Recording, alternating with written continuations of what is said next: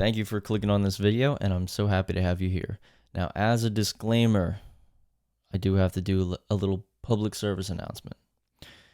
The topic of this video may be sensitive to some individuals.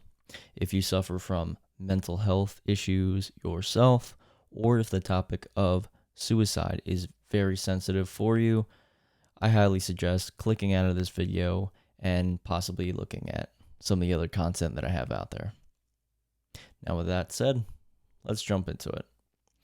So, there's a story I've known for a very long time. It's kind of like a poem story. And I think it came out in like the 1800s, late 1800s. And I really want to share it with you guys if you don't know about it. And there's a really deep meaning behind this story. So, without further ado, let's jump into it.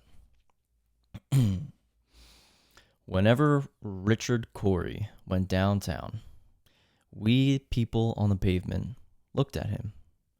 He was a gentleman from soul to crown, clean-favored and imperially slim, and he was always quite arrayed, and he was always human when he talked. But still he fluttered pulses when he said, "Good morning," and he glittered when he walked. And he was rich, yes, richer than a king, and admirably schooled in every grace. In fine, we thought that he was everything, to make us wish that we were in his place. So on we worked, and waited for the light, and went without the meat, and cursed the bread. And Richard Corey, one calm summer night, went home and put a bullet through his head. Pretty intense story, especially the ending. So, a little backstory of how I originally came across this. Growing up, I had some difficulties in school. The generic way that school kind of functioned for the cookie cutter plan didn't really work for me in that learning style. So for a couple grades, I had to do tutoring outside of school. And I really didn't like it. I hated it. I was in school all day, and then outside of school, I had to do this tutoring. Like, come on, had no time to actually be a kid, right? So there was this like reading and comprehensive kind of practice, whatever worksheet it had to do. And it had this story on it. And being a young kid, I was probably, I'm going to say like 13 years old, maybe. And I read this and I was like, whoa, like it hit me because it was a very deep story. And the biggest thing that I pull from it is no matter where or what or when, everybody has different struggles in their life. They have different things that are below the surface that you might not see from the outside. And some people, man, you might see some folks and you think, damn, they got the girls, they got the car, they got the money, they must be doing pretty good. And like this poem with Richard Corey, that's how all these people viewed him. He walked down the street, he was vibing, he had that, that stroll, he was strutting his thing. He had money, he had recognition, intelligence, but still, there was something deeper behind the surface. There was something that they didn't see, but only he kept to himself. And unfortunately, led him to the point where he killed himself. And that's that last line in that poem that really just throws you off if you never read it or never heard it before. So, kind of take this story and you could even use it as like an analogy or just something to remember when you go through your day to day.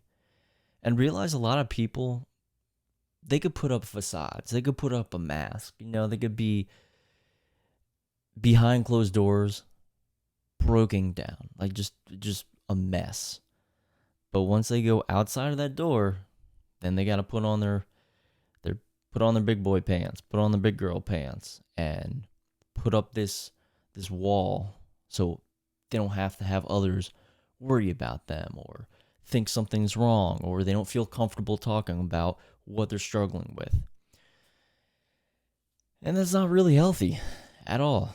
So if you have friends close to you or you have family members close to you, just let them know. It's like, hey, I'm not saying you got anything going on, but if you ever do, talk to me, reach out to me.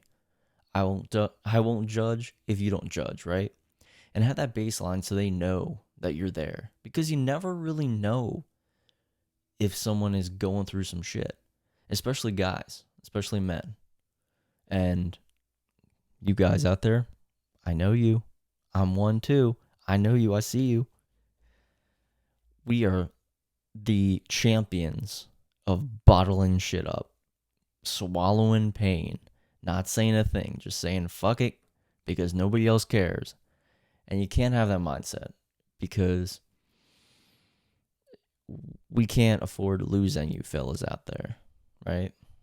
We're all in this together, and just never think you're completely alone out in the world. There's so many people out there, and you'd be surprised that there could be someone far, far away in a totally different country going through the same thing you're going through. So we're never completely alone. But don't suffer in silence. If you feel like you got some stuff going on, talk to people. Find somebody to talk to. Find a group. Go online, and there's resources out there. But please, for me, for everybody else, speak up. Don't put up that facade every day. I know it's tough. Sometimes you got to. But I would rather see people be open and vulnerable than off in themselves. So that was kind of just the main message with this video, guys. Never judge a book by its cover.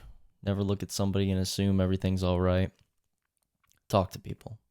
Be one-on-one. Be human again. And if you like this video, please comment down below. Subscribe. Hit the bell notification. And I love reading your comments, guys. I got the new setup here. A lot more great content coming. And I really do appreciate you. And I really do love you guys. So keep on keeping on. Keep your head up. I'll see you in the next one.